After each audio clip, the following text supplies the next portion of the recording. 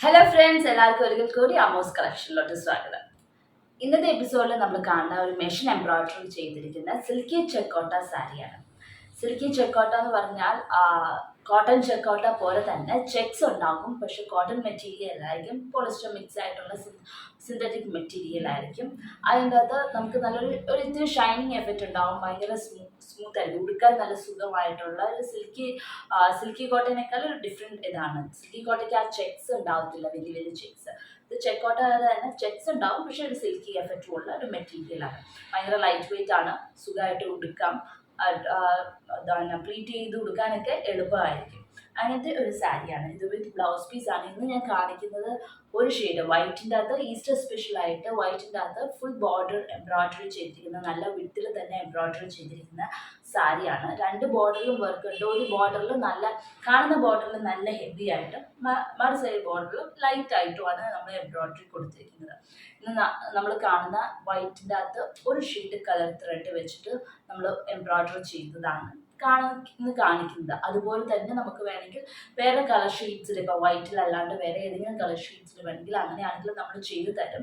ഒരു 15 to 20 days നമുക്ക് working days, 15 to 20 working days നമുക്ക് വേണം ഇതൊന്ന് ഡിസ്പാച്ച് ചെയ്യണമെങ്കിൽ.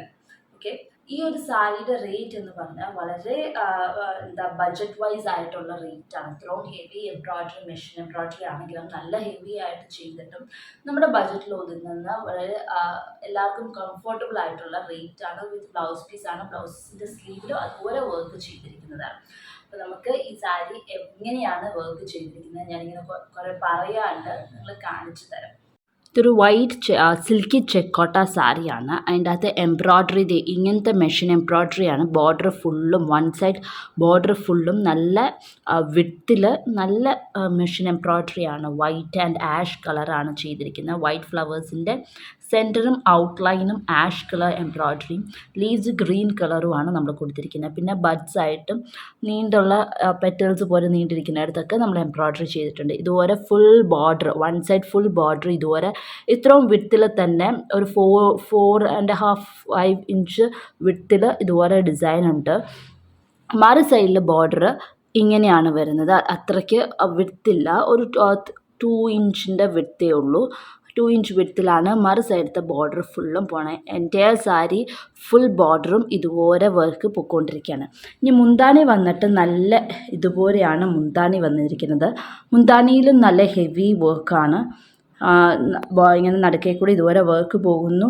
മുന്താണിയുടെ അരിക് കെട്ടിയേക്കുന്നതാണ്. അപ്പോൾ നമുക്ക് അത് അരികടിക്കാൻ പോകേണ്ട കാര്യമില്ല. ഇതുപോലെ ടാസിൽസ് പോലെ ഇതുപോലെ കെട്ടി വെച്ചിരിക്കുന്നതാണ്. ടാസിൽസ് അല്ല, കെട്ടിയേക്കുന്നതാണ് ത്രെഡ് വെച്ച് തന്നെ. അപ്പോൾ ഇത് പ്യുവർ വൈറ്റ് ഈസ്റ്റർ ഓറിയൻറ്റഡ് ആയിട്ട് ഉടുക്കാൻ ആയിട്ടുള്ള ഒരു സാരിയാണ്. അപ്പോൾ താല്പര്യമുള്ളവർക്ക് താഴെ കാണുന്ന വാട്സപ്പ് നമ്പറിലോട്ട് മെസ്സേജ് ചെയ്യാവുന്നതാണ്. ഇത് ഫുൾ ഞാൻ പറഞ്ഞല്ലോ, ഫുൾ ബോർഡർ ഈ ഒരു പാറ്റേണിൽ തന്നെയാണ് പോണത്. ഇത് വിത്ത് ബ്ലൗസ് പീസാണ്.